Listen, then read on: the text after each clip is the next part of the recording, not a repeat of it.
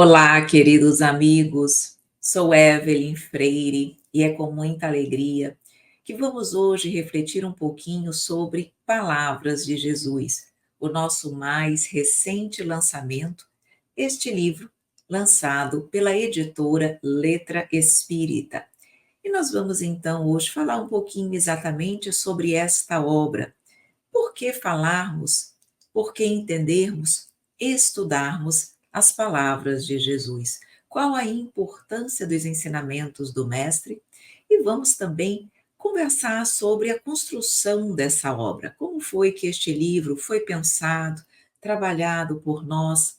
Vamos ter a oportunidade de falarmos um pouquinho sobre os capítulos da obra. Nós vamos entender, nós vamos aqui destacar essencialmente o conteúdo principal de cada um desses capítulos e vamos então ter a oportunidade de conhecer o conteúdo desta obra. Então, iniciando exatamente sobre a importância das palavras de Jesus. Todos nós que somos cristãos e que temos a oportunidade de saber da importância de nós conhecermos o Evangelho do Mestre, as suas orientações para a humanidade, sabemos que as palavras do Cristo são, sem sombra de dúvidas, orientações, caminhos, nortes, para que nós possamos ter uma vida plena, cheia de significativo, cheia de significado, na verdade, para todos nós. Quando nós buscamos entender e conhecer as palavras de Jesus, nós sabemos que ele nos traz um caminho para que possamos ter e encontrar a nossa paz interior, a nossa harmonia. A partir do momento que nós verdadeiramente buscamos conhecer o Evangelho, as palavras de Jesus, nós não conseguimos mais ser as mesmas pessoas, porque as palavras do Mestre causam em nós um efeito transformador. Todos nós sofremos o impacto dessa transformação nas nossas vidas. Ao longo dos séculos, a mensagem do Cristo vem transformando e mudando a vida de todos nós, fazendo com que a nossa vida tenha significado, tenha um propósito, mostrando a importância de nós não vivermos única e exclusivamente para nós, mas vivermos também para o nosso próximo. E é exatamente por isso, por saber e reconhecermos a importância do Mestre em nossas vidas, é que nós nos propomos a trazer um pouquinho das suas palavras à luz do entendimento da doutrina espírita. Precisamos, então, verdadeiramente conhecer a obra do Cristo, meditar nas suas palavras, senti-las e vivê-las em nossas vidas, já que é um guia prático para a vida diária, para a vida feliz, para a vida futura. Quando nós procuramos conhecer, estudar as palavras do Cristo, nós conseguimos entender verdadeiramente os seus ensinamentos. Se eu não buscar conhecer a fundo, saindo da superficialidade, eu não consigo alcançar o sentido profundo das palavras de Jesus. Só que conhecer e estudar não é suficiente. Nós precisamos meditar sobre os ensinamentos. E por que a meditação ela é importante? Porque a partir do momento que eu conheço e eu medito, é a oportunidade que aquela palavra, que aquele ensinamento será internalizado em mim. E é muito diferente conhecer e internalizar, porque a partir do momento que eu internalizo aquele conhecimento, aquele evangelho, aquela mensagem de vida, eu naturalmente sigo para o sentir. O sentir a mensagem do Cristo é quando a mensagem nos conecta emocionalmente com aquela verdade. Não é apenas um conhecimento intelectual, racional. Não, faz parte já de mim. Emocionalmente, está conectado, interligado ao meu espírito, à minha pessoa. E, portanto, vem então a consequência, que é quando a mensagem ela é efetivamente vivida por cada um de nós. E nesse momento, quando ela é vivida, nós nos tornamos agentes de mudança positiva onde quer que nós estejamos no mundo. Passamos a ser agentes transformadores para o bem. Por isso precisamos conhecer, meditar, sentir e vivenciar as palavras de Jesus. Quem nos diz isso foi exatamente o benfeitor Emmanuel, no livro Renúncia, quando ali então nos fala sobre a necessidade de nós estudarmos e conhecermos as palavras, a mensagem de Jesus. Então, diante deste desafio maravilhoso que nós nos propusemos a enfrentar, nós pensamos então, precisamos sim estudar a mensagem do Mestre, mas como faremos isso? Como iremos organizar essa obra para que ela possa ser o mais útil possível na mão dos nossos irmãos? Então, claro que o objetivo maior de todos nós precisarmos conhecer a mensagem do Cristo é permitir que ela nos transforme, é permitir que ela nos torne pessoas melhores. Então, se o objetivo é a transformação moral do nosso espírito, nós buscamos então reunir algumas passagens, não tivemos condições de reunir tudo, mas reunimos aquilo que nós achamos que seria mais útil e poderia nos ajudar mais efetivamente na mudança, na transformação moral que nós necessitamos. Claro que interpretar as Escrituras Sagradas, há muitos que fazem, mas nós vamos trazer a interpretação espírita. E o que significa isso? Nós vamos então extrapolar a linguagem simbólica das palavras. Precisamos e tivemos que pensar nessa obra indo além da letra que mata, mas deixando que o espírito da letra vivifique. Então, já indicamos aqui que tivemos que ir além das interpretações comuns ou realizadas por outras religiões, por outros credos. Além disso, nós tivemos o cuidado de fazer uma análise histórica, cultural, do momento, das crenças, da cultura daquele povo. Isso não significa dizer que as mensagens, as palavras de Jesus, elas eram única e exclusivamente para eles em um momento, naquele momento da história da humanidade. De modo algum. As mensagens do Cristo são universais e atemporais, mas ele, exatamente para facilitar a compreensão e o entendimento daquela época e também de todos nós, utilizou-se da cultura, da vida diária daqueles irmãos nossos, para que mais facilmente eles pudessem ser compreendidos, as suas mensagens, as suas palavras pudessem ser bem compreendidas pela humanidade.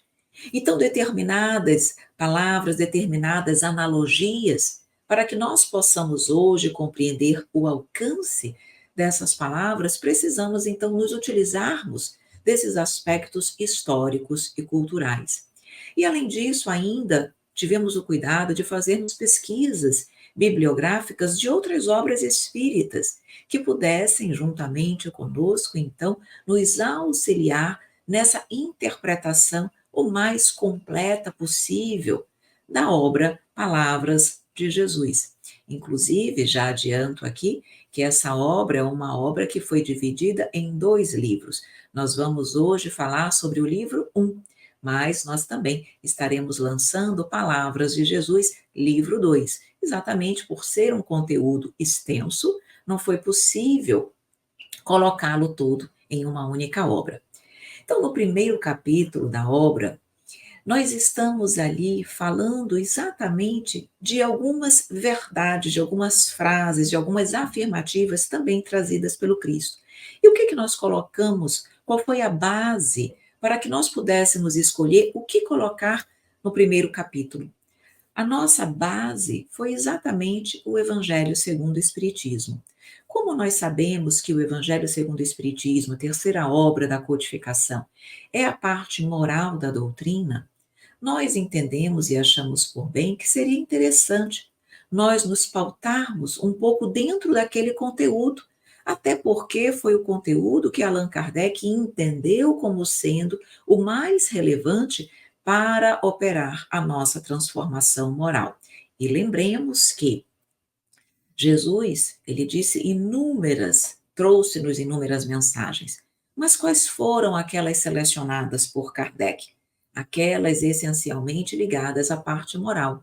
As outras partes dos evangelhos canônicos, que falam sobre os milagres, sobre as predições, sobre a vida do Cristo, a vinda dele como Salvador, isso que inclusive em determinadas situações é suscetível de críticas e divergências, Kardec excluiu isso, essa parte dos evangelhos canônicos e reuniu essencialmente a parte moral, que ela é para todos os credos, ela é universal. Então, exatamente por conta disso, nós também entendemos que seria útil nós trazermos algumas orientações sobre os capítulos, sobre os temas, na verdade, as palavras de Jesus trazidas também em O Evangelho segundo o Espiritismo. Então, o primeiro capítulo faz exatamente essa conexão, foi concebido a partir do Evangelho segundo o Espiritismo, como nós dissemos, aproveitando a parte moral. Então, por exemplo, dentro do primeiro capítulo, nós vamos abordar sobre a temática, sobre a afirmativa de Jesus de que o seu reino não é deste mundo. Então, ali vamos ter a oportunidade de refletir sobre a natureza do reino espiritual de Jesus. Vamos entender a sua missão na Terra. Por que ele veio para cá se o reino dele não é daqui? Então, vamos ter a oportunidade, através da obra, compreender um pouquinho mais sobre isso. Ou ainda, quando Jesus disse: há muitas moradas na casa de meu Pai. Um tema também abordado no Evangelho segundo o Espiritismo. Então, somos contemplados com a promessa do Mestre acerca da pluralidade dos mundos habitados, nos dando a oportunidade de compreendermos a condição do planeta Terra, entendermos que estamos aqui de passagem, mas que a nossa destinação é um dia estarmos podendo habitar mundos felizes. Então, na verdade, nós vamos já nesse primeiro capítulo transcender as limitações da mente, única e exclusivamente daquela mente fechada. Não, nós vamos aqui buscar a compreensão de uma verdade mais profunda, de uma verdade espiritual. A verdade é que, quando nós conseguimos relacionar, unir as palavras do Cristo com a mensagem, com as verdades, com as luzes do Espiritismo, nós percebemos aqui. Nós percebemos o quê? Encontramos sabedoria e discernimento. Já sabemos que as palavras do Cristo são cheias e repletas de sabedoria, de luzes para nós. Todavia, em função da nossa condição evolutiva, nem sempre conseguimos compreender plenamente aquilo que Jesus dizia.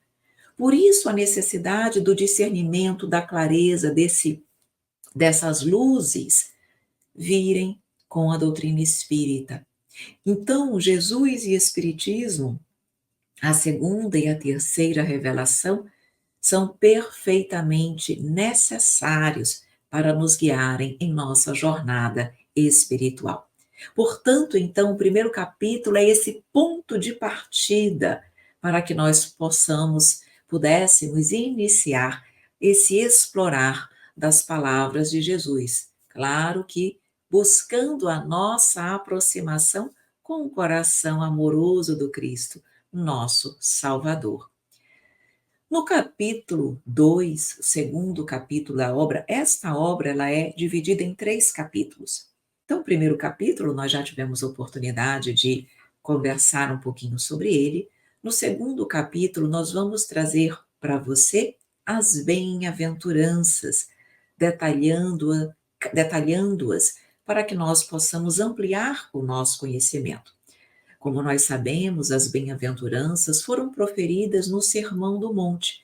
Foi o primeiro sermão do Cristo, sermão onde ele buscou trazer ânimo, esperança, fé a todos aqueles que sofriam na terra. E quem não sofre na terra? Todos nós. Como sabemos, bem-aventurados significa felizes. Os bem-aventurados são os felizes, mas não sob o aspecto material, e sim sob o aspecto espiritual. Por que é importante nós estudarmos as bem-aventuranças? Porque as bem-aventuranças nos trazem, elas são, na verdade, um caminho de redenção espiritual. Quando nós nos debruçamos sobre o estudo delas, nós percebemos que Jesus nos traz os passos, os caminhos para que nós possamos alcançar o reino de Deus. E o que é que nós queremos se não alcançarmos o reino de Deus, esse reino de paz interior e de plenitude espiritual? Quando nós aceitamos e praticamos as suas leis, nós conseguimos alcançar esse reino. Então, as bem-aventuranças são exatamente um caminho para nós nos redimirmos perante a justiça divina. E o que é interessante é que as bem-aventuranças, foram trazidas por Jesus numa sequência evolutiva. Ou seja, não se pode vivenciar uma delas sem que a anterior também seja vivenciada. Então, Jesus foi nos trazendo passo a passo esse caminho que nós devemos seguir para sermos felizes. Cada uma das bem-aventuranças, ela apresenta duas partes.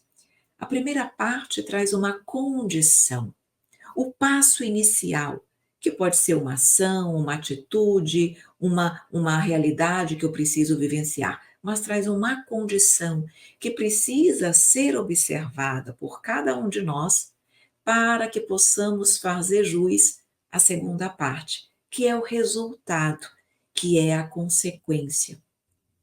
Então, quando nós estamos estudando as bem-aventuranças, nós percebemos que a segunda parte sempre inicia com o porquê. Bem-aventurados os pobres de espírito, porque, três pontinhos.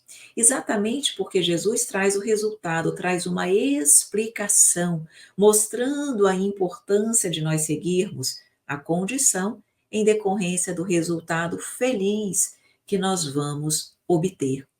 E Jesus fazia isso exatamente porque ele buscou trazer consolo àquela humanidade, que era humanidade na época, e hoje nós ainda vivemos em sofrimento, mas ali era uma época onde as pessoas viviam desesperançosas, sem ânimo. E as palavras de Jesus, através das bem-aventuranças, cheias de amor, cheias de esperança, vibrações de amor, conseguia trazer acolhimento e esperança a todos aqueles corações. E é importante destacar que Jesus não excluiu ninguém do seu consolo, do seu abraço, da sua acolhida. Apenas muitos orgulhosos do mundo, que se consideram muito bem na forma em que se encontram, eles não se veem como sofredores, embora sejam. E o orgulho que ainda habita seus corações faz com que eles não se vejam como necessitados do amor do Evangelho do Cristo. Ainda encontram-se cegos para as suas próprias necessidades. Então Jesus sabia disso. Então ele veio essencialmente para os doentes, embora todos nós sejamos, mas para aqueles que já se percebem imperfeitos, doentes, se não da matéria, mas do espírito. Então, como o orgulho e a vaidade ainda cega muitos corações, Jesus falava essencialmente para as almas humildes, que se encontravam sofredoras e por isso mais brandas e flexíveis a mudança e a transformação. Mas já que todos sofremos, em algum momento, se nós não despertarmos pelo amor, iremos despertar pela dor. Mas em algum momento nós vamos também buscar o consolo que o Mestre querido nos traz, porque todos nós somos chamados a assimilar as bem-aventuranças. Então, nesse segundo capítulo, nós vamos ali com muito carinho, com muita alegria, com muito cuidado, vamos trazendo a interpretação de cada uma das bem-aventuranças, de cada uma dessas orientações, desse caminho para que nós possamos nos redimir e possamos sermos mais felizes. E depois, então, nós adentramos no capítulo 3, que é o último capítulo do livro 1. E nesse capítulo nós vamos estudar as parábolas de Jesus. Vamos iniciar o estudo das parábolas de Jesus. No capítulo 3, nós vamos encontrar as parábolas que encontram-se unicamente em um dos evangelhos, ou no Evangelho de Mateus, ou no Evangelho de Marcos, ou no Evangelho de João. Já as parábolas que se encontram no Evangelho de Lucas, unicamente no Evangelho de Lucas, que encontram-se em 2 evangelhos ou em 3 evangelhos, serão estudadas no livro 2. Então, o livro 2 ele é essencialmente sobre as parábolas, mas aqui no capítulo 3 nós vamos ver as parábolas, então, que se encontram unicamente nos evangelhos de Mateus, Marcos e João. E como nós sabemos, as parábolas, na verdade, são o quê? Histórias, pequenas histórias fictícias, que trazem uma comparação com situações, eventos, fatos do cotidiano diário, mas que nos trazem sempre uma mensagem, buscam ensinar a cada um de nós uma lição. Então, as parábolas são comparações, onde Jesus buscava colocar situações, analogias, lado a lado, fazendo ali um paralelo com a ideia que ele desejava trazer. E por que que é importante nós estudarmos as parábolas? Por que que Jesus utilizava-se das parábolas?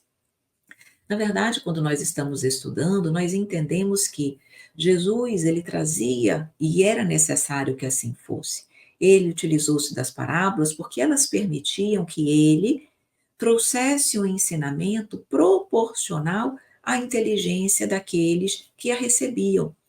Qualquer pessoa poderia entender as parábolas.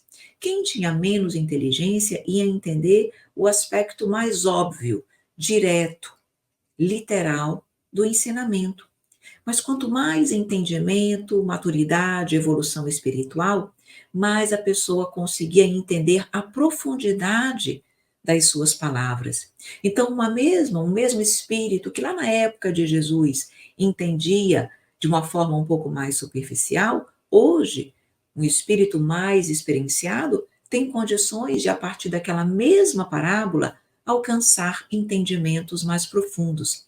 Fato é que Jesus sabia que não podia falar abertamente sobre determinados assuntos porque a inteligência daquele povo não lhes permitiria alcançar o seu raciocínio. Mas através das parábolas, ele deixava ali um manual, onde ele iria explicando e conforme o entendimento e a condição de cada um, nós poderíamos alcançar mais ou menos as palavras do Cristo. Então, as narrativas das parábolas destinavam-se a todos os públicos. As mensagens ali, elas eram completas, são completas, mesmo que elas sejam descobertas paulatinamente, de forma individual. Mas ela estava ali, à disposição de todos. As parábolas, elas também permitiam facilitar a memorização e a transmissão daquelas verdades ao longo do tempo. Como elas trazem uma historinha, é mais fácil nós arquivarmos na nossa memória aquela história e contarmos aquela história e, claro, as verdades, os ensinamentos no decorrer do tempo, do que quando elas não trazem ali algo que facilite a memorização. Então, Jesus, sabendo disso e sabendo da necessidade da sua mensagem ser transmitida ao longo dos séculos, ele também utilizou-se das parábolas para facilitar esse processo. Além disso, as parábolas, elas foram utilizadas também porque elas acabavam desarmando os ouvintes. Havia muitas pessoas, nós sabemos, muitos fariseus, saduceus, que buscavam a todo momento contrariar o Cristo. Então, as parábolas, naquela história que vai envolvendo o ouvinte, elas criavam um ambiente favorável para a conclusão que Jesus desejava. Então, antes mesmo que as pessoas pudessem negar a questão, a verdade, o ensinamento trazido na parábola, ela já era entendida naturalmente da forma que Jesus desejava. Então, as parábolas desarmavam os ouvintes que queriam, de alguma forma, atrapalhar. As parábolas, utilizar-se das parábolas, é uma técnica de ensino. E Jesus não foi a primeira pessoa que iniciou essa técnica. Essa técnica já era utilizada pelos saduceus, já eram utilizadas as parábolas na época. Então, Jesus não inovou. Ele aproveitou-se de uma metodologia para trazer o seu ensinamento. As parábolas também permitiram que evitasse a deturpação dos seus ensinos. E por quê? Porque as parábolas, elas são uma historinha. Então, nós temos que manter a historinha da forma como ela foi contada. E se eu mantiver a história, eu mantenho o ensino na sua pureza, diferentemente de outras situações que poderiam ser deturpadas pelo Cristo. E Jesus sabia que, naturalmente, pelas nossas imperfeições, pela nossa fragilidade, nós poderíamos querer, como muitos fizeram, mudar a mensagem do Cristo, deturpar as suas palavras para ajustá-las ao nosso interesse pessoal. E Jesus, sabendo disso, então ele traz as parábolas, porque nós precisamos, então, manter a historinha contada da forma como Jesus trouxe para nós. Então, sendo histórias, mais dificilmente seriam adulteradas pela humanidade. As parábolas também tornam os ensinos mais claros. Como assim? Por quê? Exatamente por Jesus utilizar de comparações com fatos da vida cotidiana. Então, nem tudo vale ressaltar, Jesus ensinou por parábolas. Ele utilizou-se das parábolas para aqueles ensinos mais filosóficos, mais complexos. Ou seja, quando Jesus falava de amor, por exemplo, ele falava abertamente. Ele não precisava utilizar-se de comparações, de analogias.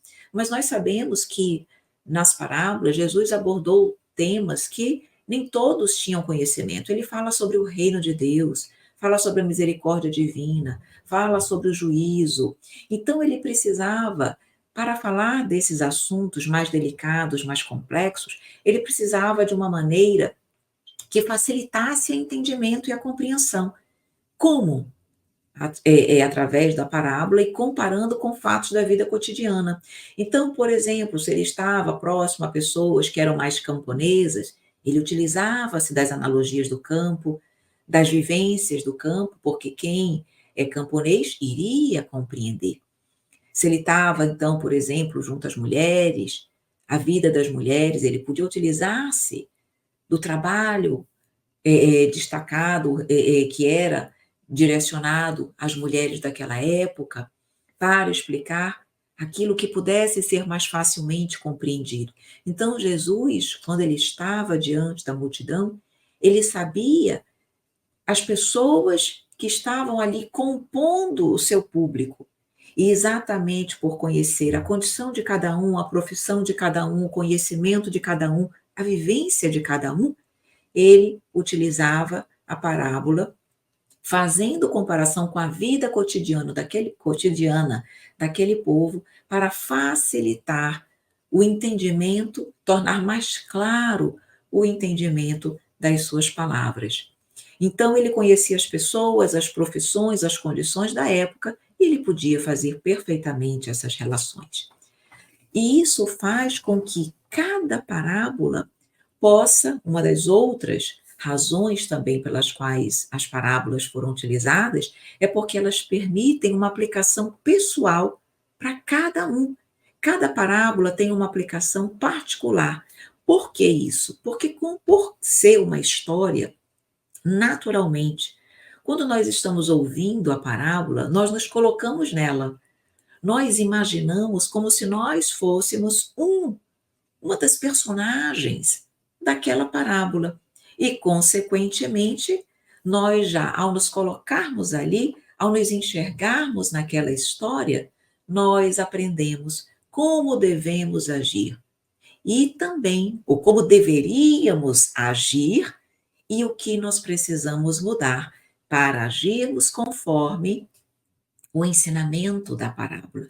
Então, automaticamente, nós percebemos ali o que nós devemos fazer, o que nós precisamos mudar, para que nós possamos, então, ser aquela personagem ali da parábola. Então, vejam que Jesus realmente foi muito, e é muito sábio, ao trazer as suas palavras, os seus ensinamentos por parábolas.